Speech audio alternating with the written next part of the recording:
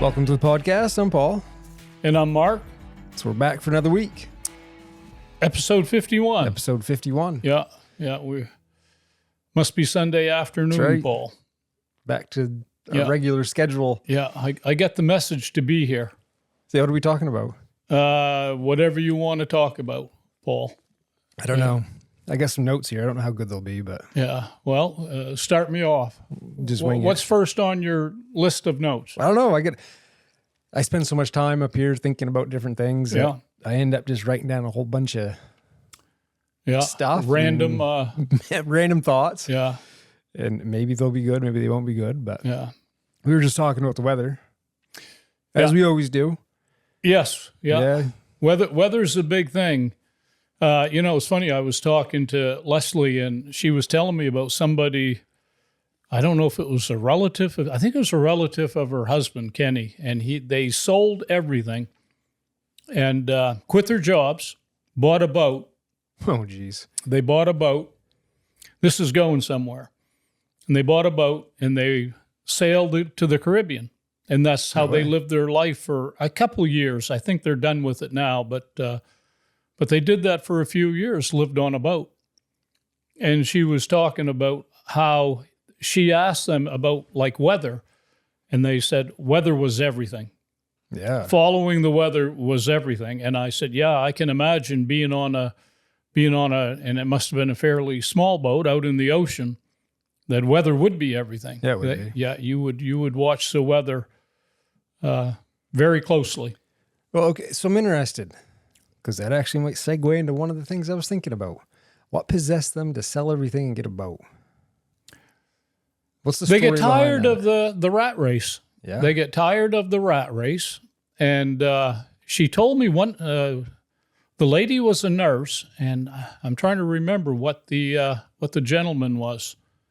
I can't remember. She told me too what his profession was, and I can't. But they just get tired of the rat race. They sold their house, their vehicles, quit their jobs, and bought a boat. Said, see you later. And they headed for the Caribbean.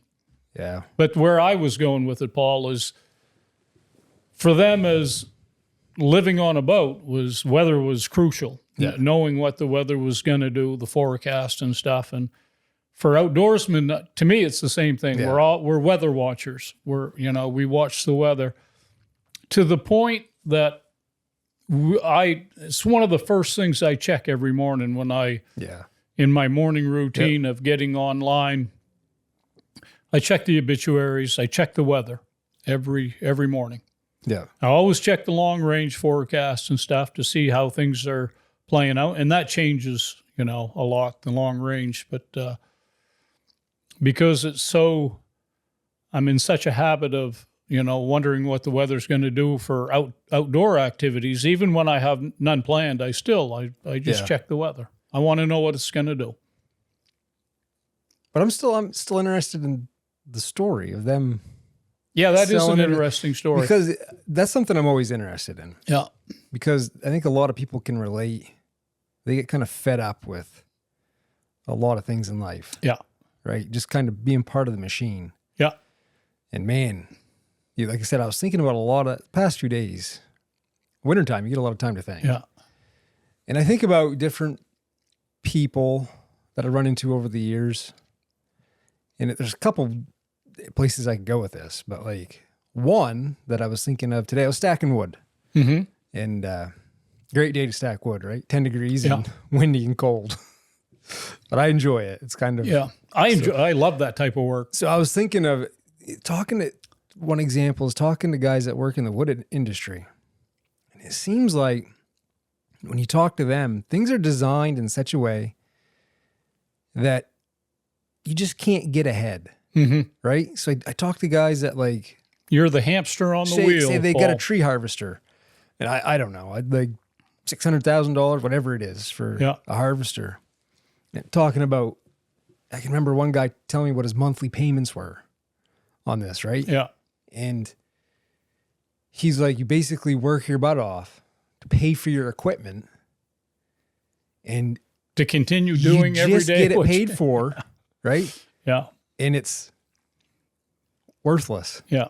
It's time to get a new one. And it's like everything's right by design where It all you just keeps can't- you. it just keeps you under that thumb. And yeah, I'll never forget that. He was like, yep. He goes, take this many years to pay it off. And he's like, by the time I pay it off, it's worn out. It's time for a new one. And you just kind of, like you said, a hamster on a wheel. So I can see where, you know, people can just be like, yeah, I've had enough. Takes a lot of courage to make that move. Here's the thing with that. And I was thinking about my life through the years. And there's been instances where I've done that. Just been like, I'm going to do this. Make a move. And it's incredibly freeing. Yeah. Like it's on one hand, like you feel like all of a sudden the world's your oyster. Yeah. You can do whatever you want. But on the same hand, it's very terrifying because there's there's a lot of uncertainty. Yeah. And you got to be able to handle uncertainty. But I'm big on personal growth. Yeah. And you can't fully reach your potential without taking chances, like sticking your neck out there on that's, things like that. That's true. And I was reading a book the other day because I was reading through some things, and it's kind of a thing that I've stuck with or thought of my entire life. Like when I went to grad school, I can remember being really, you get a lot invested, and there's a lot of time that's going to be invested. And money. And you're afraid of screwing it up. Right. Right. So you're afraid of failing. Yeah.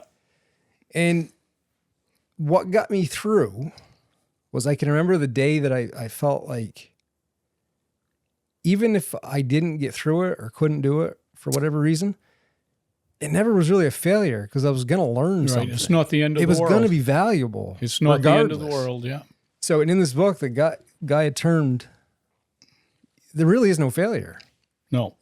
You either succeed or you learn. Yeah. I think it's always both. You always learn. Right. But you either succeed or you learn from it. You'll learn stuff that'll spill over into other areas of your life. And that was the biggest, all of a sudden it makes it okay to fail. Yeah. It's like, I'm not out anything. No. Like, well, I'll do something else. That's if that right. doesn't work out. And whatever I've learned from this venture will actually enhance probably many other areas of my life that you'll never know immediately. But someday down the road, you'll be like, oh, I'm glad I did that. Yeah. Because now I know how to do X. Yeah. And it's very hard to take that step, to do something like that. Well, it's funny you mentioned that because I couldn't make the step. I did a job that I really didn't love, and I did it for 37 and a half years. And it really wasn't the job for me. But it covered the bills. It paid the bills. And I had a family, and I use the term life get in the way. You know, when I wasn't able to do things that I really wanted to do, I was busy trying to support the family. And I oftentimes thought of that, you know, and your mother encouraged me oftentimes, say, Mark, get done and do something else. You know, you really don't love what you do. And I never could make that move. It's hard. And a lot of people do that. Yeah. And it's fine. A lot of those, and I don't want to, we all have different levels of risk that we can take on. I'm super risk aversive. Yeah. Super. Like in school. Well, so am I. And that's why I didn't take that. I would painstakingly make that move. And I do this with like everything in my life is I try to come up with models to reduce risk. Like I will scheme on how I can try to account for every possible thing that could go wrong. And how can I account for that to reduce the likelihood of that happening? Yeah. I did that, for instance, in studying in school. Failure or fear of failure was a driving force at first because you're afraid not to do well. So you kill yourself trying to, and you almost get to a point to where like it's never good enough. And you almost seek perfection, which isn't healthy. But I ended up coming up with a way to study and learn that was basically a way. It was almost like it was a model of which I could avoid failure. Yeah. And it was kind of funny. It came from, I'll kind of delve into this real quick on learning. I found out how I learned, because we all learn differently. Right. We all have different ways that we take in information and remember it. Mm-hmm. And a general classroom situation isn't conducive to everybody. So anyone who's gone to public school, we all kind of get thrown into this one group of people, and you'll see people will struggle in school, and it's probably not because they weren't smart, right? Because what is smart? I think the average person, if they want to do basically anything they want in life, if they want to do it bad enough, yeah, and they're willing to put their nose to the grind and never give up, they'll do it. Yeah. No questions asked. Yeah. So there's a lot of people in school. It's mostly perspiration. It's mostly hard work. Sweat equity. Yeah. It's mostly hard work. And you can overcome just about anything. We talk about that in deer hunting and stuff, Paul. You know, if you persevere and stuff, you will be successful. If you can put your nose at the grind every day, and not look up and not get sidetracked, you'll complete the race. Yeah. Might be slower than somebody else. Yeah. But you can do it. And so I look back in school, and there's people that, they get labeled as not the smart ones. Right. It probably was hands down just how they learn information. Right. And unfortunately, there's a lot of people that fall through the cracks because of the way our education system is designed. They get put in the box, and they stay there. We're all different. We all learn a different way. So that's one of the reasons why I have kind of a problem really with deer hunting, with deer tracking, because I think deer tracking is more of an art than it is like a science. And you see a lot of like how-tos, and how-tos are great if it's something like how to change a light bulb. Yeah. There's basically one way to change a light bulb. But when it comes to something like deer tracking, it's kind of like learning an instrument. Yeah. Or painting. There's some fundamentals that you learn, but everyone has their own little strengths. Yep. And there's little nuanced things that occur. Nuances. That you can't learn from someone just telling you. You got to experience it. Mm-hmm. And you got to develop your own method. Because I can guarantee all the great deer trackers that are out there, the good deer hunters, I guarantee if you went with every one of them, they all will have a different way, and they'll do different things, and it makes sense to them. Yeah. But yeah, it's everyone's different. Yeah. It all started on a sailboat. We get down that. But I want to go back to that. So let's go back to that couple, because that stuff really intrigues me. Yeah. Well, you'll have to talk to your Aunt Leslie, because she knows and it was last night that she was telling us the story of that. Yeah. And I thought it was intriguing. And it touched a chord with me, because like I say, I consider myself a little bit of a dreamer, of that stuff. But I'm not the guy I'm the guy that just kind of sticks with the program, even if it means, pushing a wall, Yeah. I just, and I did that, but the good part of that story is at 57, I was able to stop and do whatever I wanted to do. Yes, but see, we kind of disagree on I some know of this stuff because I'm in my 10th year of retirement now, and it's good. I'm not a fan of retirement. Yeah. At all. If you did what like I said, that was my reward. And what is retirement? I mean, yes, I'm retired from that job, but you still have a lot of responsibilities, and because I think so. And you can make life. I mean, I have a regiment that I do that workout programs and everything that it's not just I'm just going to sit around and watch TV all the time. No. See, I'm big on everyone's born for a purpose. Yeah. And some people are, whether it's a janitor, a guy who changes my oil. Yeah. everyone has a purpose. Yeah. And some people are 100% satisfied with that. And there's nothing wrong with doing that stuff. But I've always been very like purpose driven. Like, what is my why? Yeah. And I have I've got very strong convictions. Yeah. And I have a very hard time doing anything in life that I don't understand. Yeah. Like, what's my end goal? I'll see people do, and it can be any profession. They become part of the system. Yeah. And they're doing things because that's quote unquote protocol. And you ask them like, why are you doing that? Well, that's the way that we're supposed to do it. I can't do stuff like that. Like, I just can't. I have to have like, because that's the way it's always been done. There has to be a direct, like, am I doing this because it makes whatever activity more efficient? Yeah. It makes me like, there has to be a direct, like, why am I doing this a certain way? Yeah. And it can't be someone just saying, because I said so. Yeah. Because then I'm like, see you later. But I'm very big on like, what's your why? And so to go back to, I did it when I first graduated school. I had a great job that a lot of people would like. Yeah. Great benefits. Great. And I remember sitting there, and it was funny when I got the job, I kept thinking, man, I'll never miss another deer season. This is fantastic. Yeah. And I was about 6 months into it. And I was like, holy cow, I can't do this all my life. Yeah. Like, there's got to be something more. Yeah. I'm just not. You're not cut out for that, huh? I can remember the day that I said, I'm going to pharmacy school.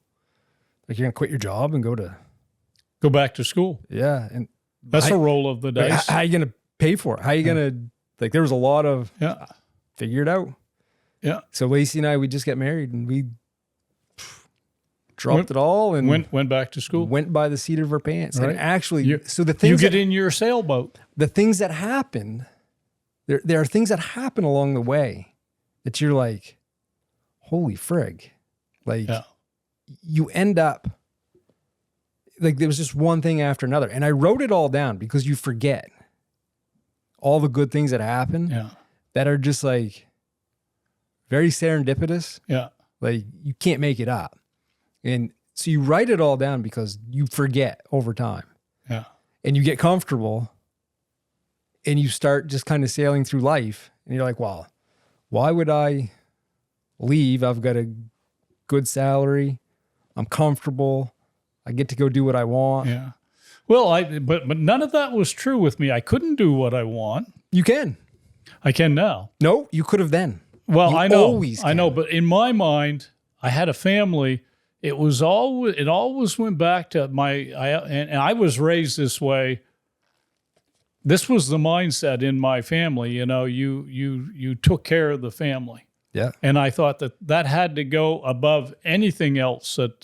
So corporate America has created this scenario. So I couldn't go deer hunting when it snowed, or I had a week. I took a week off in Thanksgiving week, but that was my deer hunting for the year. Corporate America has created a scenario, and you may disagree with me on this, but when you get into, they keep people just comfortable enough. It's like a drug. Yeah. They give you a salary, 401k, and benefits. We had a word for it, or 2 words. It's a drug. It's called the golden handcuffs. You don't want to leave. It's called the golden handcuffs.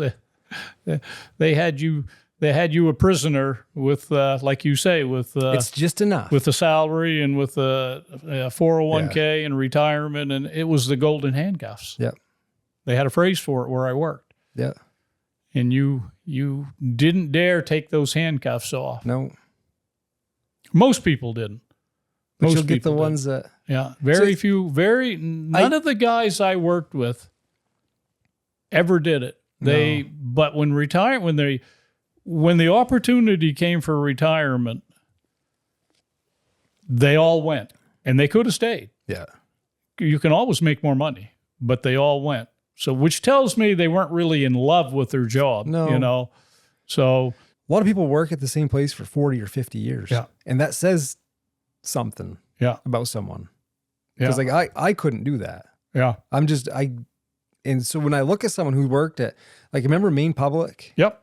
I can remember when I worked a summer job for a power company, and there were a lot of people that had like 40 plus years in it. The golden handcuffs. And I always remember thinking, holy cow, 40 something years. See, they at made the a good same- salary for Northern Maine with good benefits that you could not find up here. No. So the option of jumping ship wasn't good. You know, the prospects of them going somewhere else and getting what they were getting there, No. the odds were not good. So, But there's also the personal growth and satisfaction. Oh, part of yeah. it that I can't get beyond. Like, yeah, I'm always, and again, it's all how I think we're all kind of wired differently. And you can get kind of like you're stagnant. Some Yeah. people are fine with that. Yeah. I get really uncomfortable with that. yeah. But you look at like, Yeah, I was uncomfortable with it. I just didn't, I You guess just did not it. uncomfortable enough to do something else. So I Like- can't say I was comfortable, but and there's all kinds, and it takes a lot of people to make the world go round. yeah, But you look at look at Jeff Bezos, and I know people will say, and you hear this a lot, whether it's Elon Musk, Jeff Bezos, Warren Buffett, any of these guys, they'll be like, well, they can take risks because they're billionaires. Well, At some point there was a ground zero. yeah, they weren't Okay. always billionaires. They all started from ground Yeah. zero. Yeah, so I guess the best investment you can make is in yourself. Absolutely. Yeah. Invest in yourself Yeah. first. Yeah. Believe in yourself. That's right. Yeah. Enough to take chances and risk. And yeah. We agree on a lot of things with that, but we kind of have different opinions on. Yeah. It's like probably a generational thing. it was, Paul. Like I say, I can see, you know, the way I was raised, the way things were with my father's generation, where, you know, you stuck it out where you were and you know, and But he owned a business. he did. So yeah. he took chances. yeah. He bought a business. Yeah. He took chances. There was a lot and, on his shoulders. And you know, I think he liked what he did. He said he never would retire. He died at 61. I think so he that's- never.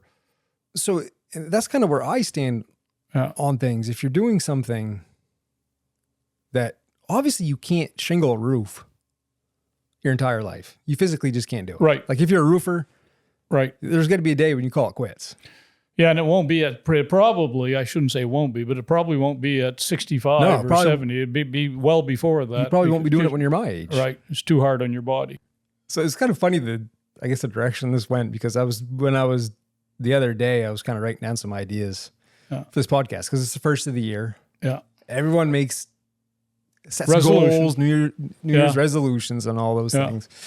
And I never really have. I've always had goals.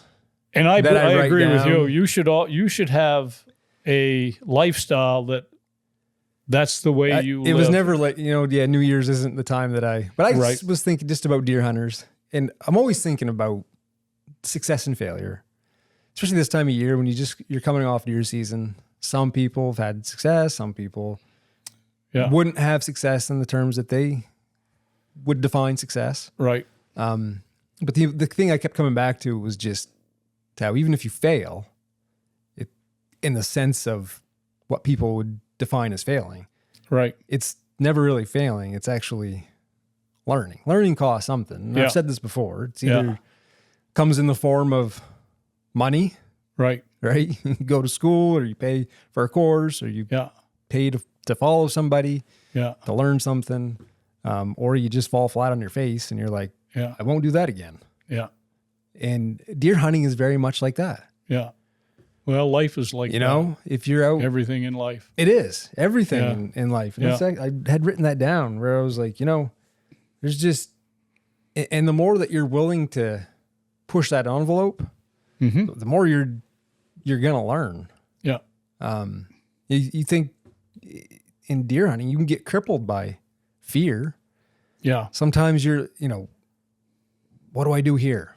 It's funny you know? mentioned that. I was just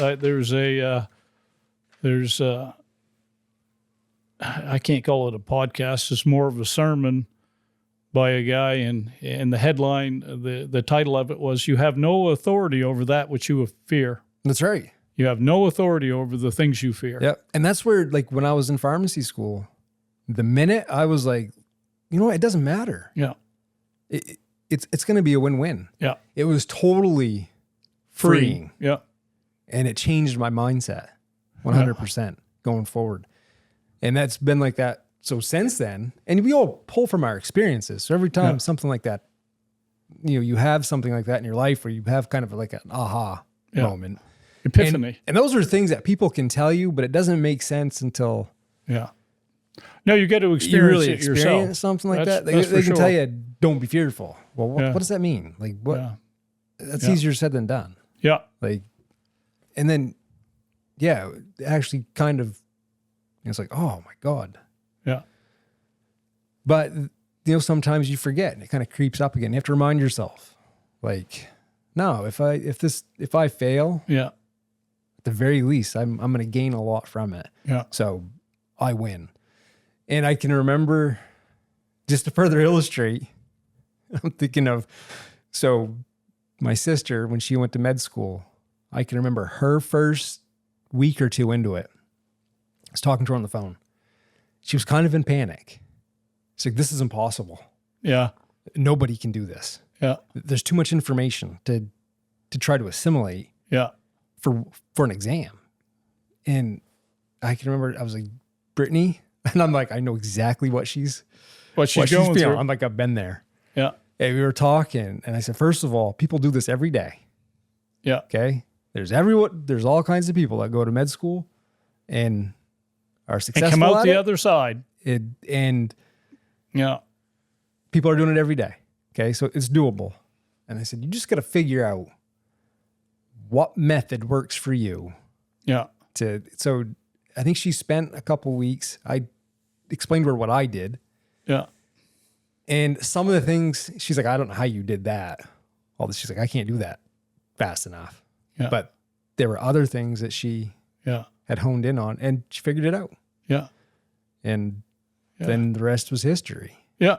Yeah. And she's in, well, what do we call that, private practice now? She's done. She's practicing. Yeah. She's got a contract. Yep. Yeah. She's a she's family working, practice. And she physician. did well. Yeah, she did well. But she's a super smart.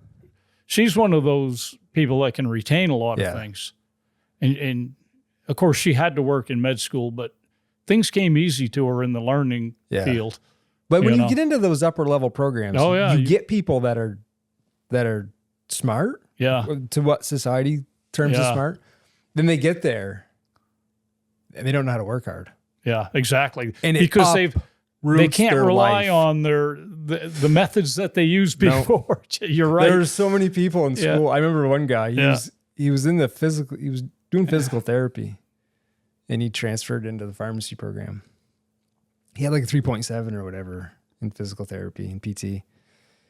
And first round of exams, he just bombed them. Yeah. And he's like, I don't know what to do. He's like, this always worked for me. Yeah.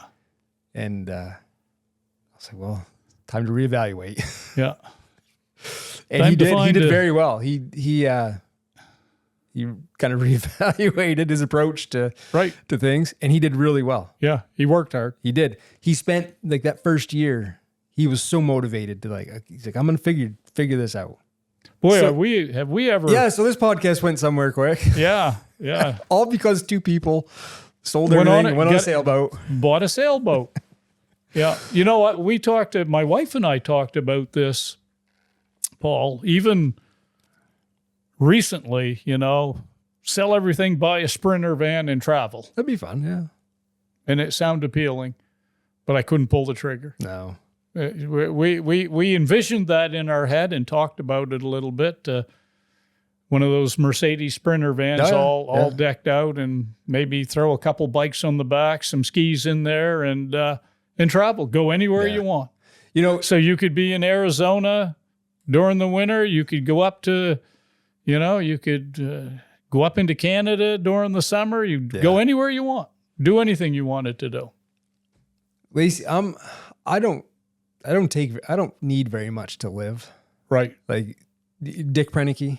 If anyone's familiar with Dick Prenicky. I could do that. I could do that in a heartbeat. I can't ask my wife to do that. That was my dream. My wife, on the other hand, yeah, would not have that. Yeah, I definitely could do a Dick Prenicky. I could have an outhouse, Paul. I've always said that. I could lug water from the lake, have an outhouse, and live a real simple life. Now, I will tell you, I could probably convince Lacey tomorrow that, hey, let's sell everything. We're going to buy a farm someplace. Yeah. And she would do it. Yeah.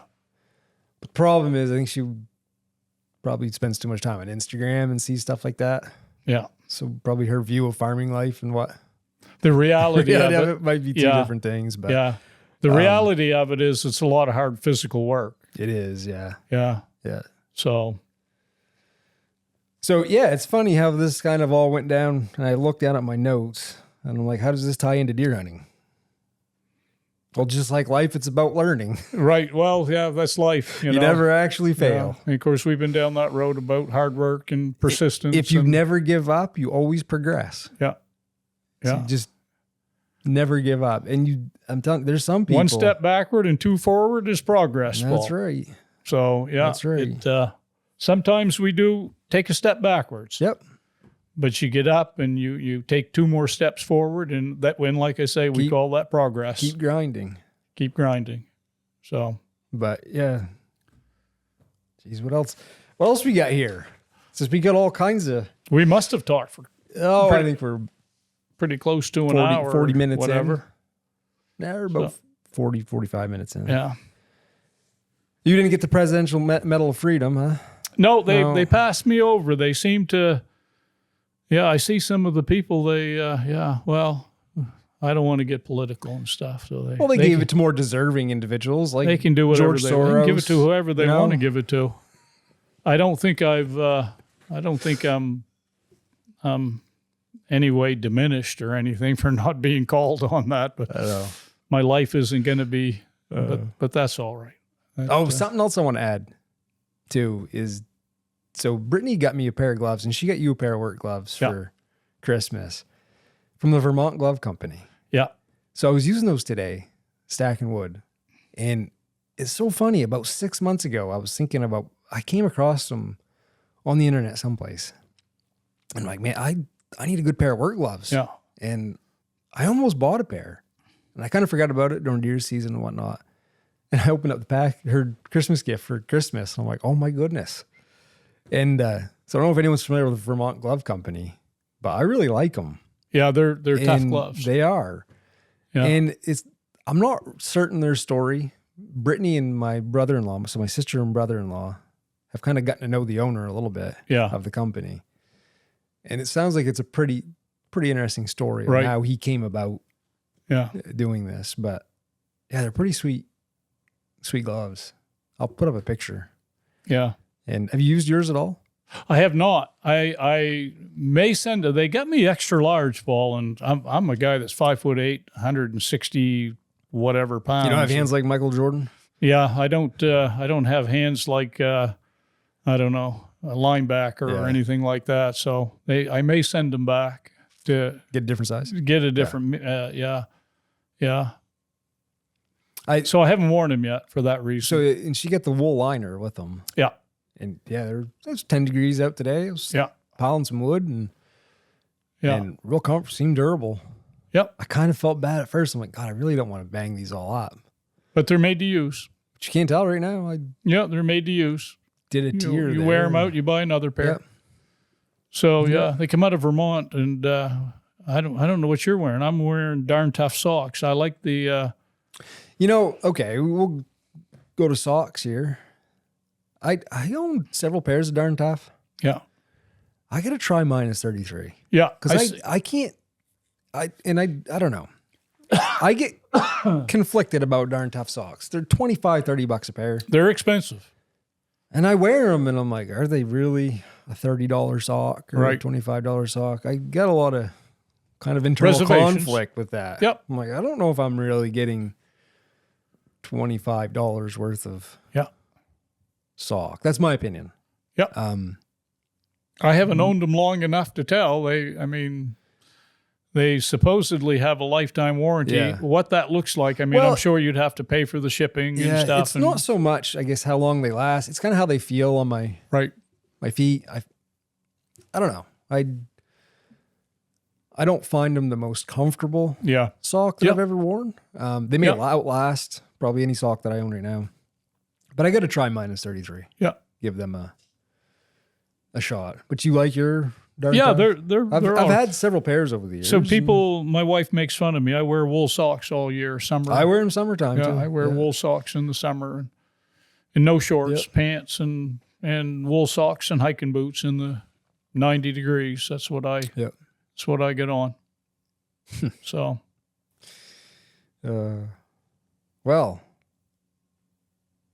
trying to think if there's anything else that I'd written down here as far as wintertime is a lot of time to think about things. yeah. And I do a lot of reading, which kind of, gets me thinking about past things in my life and things going forward. And I've mentioned on here several times before, I'm big into things that kind of push yourself to grow. Right. And you have to be really intentional about that stuff. You got to make yourself uncomfortable. Yeah. Yeah. Basically. I've avoided areas of my life I have avoided, and it's wrong.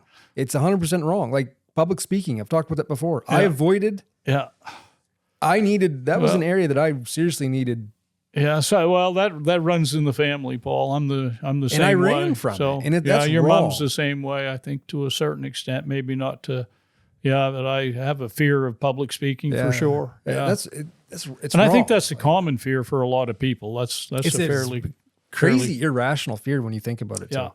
Like it's just not normal. Like, what are you afraid of? Yeah. You're not- But you're nothing's getting gonna back to, you have to be, I always like that intentional. You have to be intentional with everything in life, Paul. Things in life can get out of hand real quick. Yeah. If you're not. Yeah. Whether And it's exercise, diet. health. Yeah. Oh, you need to be intentional. You wake up one day. Things don't happen on their own. You need to make it happen. And I have a lot of people tell me, I had a guy tell me today, geez, I basically weigh the same as I did in high school. Yeah. Maybe I've deviated 5 or so pounds, but that didn't happen by accident either. You have to be intentional on things, and that goes with relationships, with your personal health, and money. Everything will run your life for you. Your finances. You have to be a good steward with it. You have to be intentional and purposeful. And things don't, if you just let it go by chance, it won't work out good. No. And one of the, I've got a lot of pet peeves, but one of the pet peeves that I have is when the "it must be nice" crew, you get people that'll say, "Oh, to so-and-so, it must be nice to blank." And no one ever looks at the years of how it happened, whatever that person was doing to get to that point. Right. The time, the energy, the years of no one knew who that person was. So they think they just walk down the street and the flowers bloom as they walk by. They were fortunate. Yeah. 9 times out of 10, they weren't fortunate. No. It was intentional. Freaking busted their butts. Yeah. And people, it's easy to overlook that real quick. Man, is he lucky or she lucky or must whatever. Be nice. Yeah, you make your own luck. Yeah. How many times have we heard that in a hunting video? You make your own luck. Yeah. Yeah, you do. So, and you go back to, missing kids' functions and stuff like that. I look at a lot of people that I know in my life that are extremely successful, and people will say, "Well, it must be nice to do this, or it must be nice to do that." And there's a lot of years, these people, no vacations. Right. Like trying to find a day or two to meet their family on a vacation someplace. So the family goes ahead. Yeah. They get away for a day or two, spend it with the family, then they're back at it. Yeah. Yeah. And another area that you see it in like that, you see somebody that's always got a positive attitude and in a good mood, and they think that people look at them and think, well, everything in their life is always fantastic. And they'll tell you they face the same trials and tribulations and challenges and problems as everyone else. Yep. They just have a different outlook and It's a choice. a different perspective on things than. Which brings up, and I think it's a good way to end this podcast, was the one thing that I thought about 2025 when I was thinking about this podcast was having gratitude. Yeah. So an attitude of gratitude. On the last podcast, we were talking about how, it's disappointing. Part of it is disappointing when I harvest a deer, right? Because it's like, it's all over. Yeah. And I didn't emphasize enough that there's also a great deal of gratitude there. Absolutely. And someone brought that up. And I was like, oh, you're 100% right. Gratitude they are. is, like he said, when I harvest a deer, I'm so grateful. Yeah. I've got a great deal of gratitude. Yeah. And I'm like, yeah. And he is right, yeah, whoever said that, because our life should be full of gratitude for, You'll never, I just heard a pastor the other day say, you'll never find somebody that's joyful that suffers from depression, or somebody that's that has an attitude of gratitude that'll suffer from depression. They don't mix. Nope, they're incongruent. They don't work together. So there's something to think about for 2025 for all of us. Well, I guess that was for not having a topic really, and just a bunch of random thoughts. Yeah. It may or may not have made sense, but made sense to me. Yeah, I was going to say it made perfect sense to me. So, all right, I guess that's enough. Yeah, for today. So, anything else to add before? No. I think we've been long enough, Paul. Then. So, alrighty. Well, there. So I guess until next time, get outside. It's good for the soul. See ya.